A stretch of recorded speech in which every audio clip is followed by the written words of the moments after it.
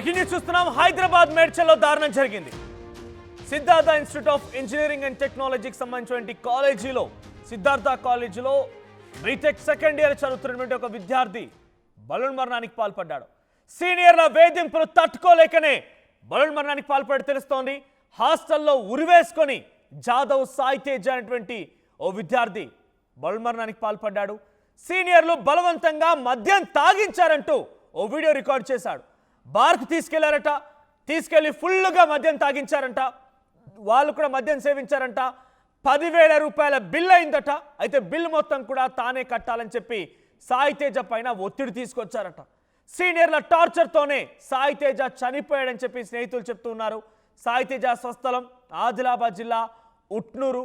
So Siddhartha కాలేజీలో BTech second year చదువుతున్న సాయి తేజకి సీనియర్ల వేధింపులే కారణంగా ఆయన బలవన్మరణానికి పాల్పడ్డాడు. ఒకసారి ఆ విద్యార్థి చివరిగా ఒక వీడియో రికార్డ్ చేశాడు.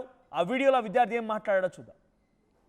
मार रहे थे हेलो बा मंदिर लगी थी स्कूल को 4-5 जहाँ पर आना नो वो क्या को मंदिर डरान मार रहे थे पिसा ले रहे मार कंती मन आचो आग्रह को नहीं बा कौन को चिन्ना बाबू आना कचे मन मारो बकम बा मंदिर लाग रही थी ऑफिस मार रहे मांग रहे मार कंती उससे नहीं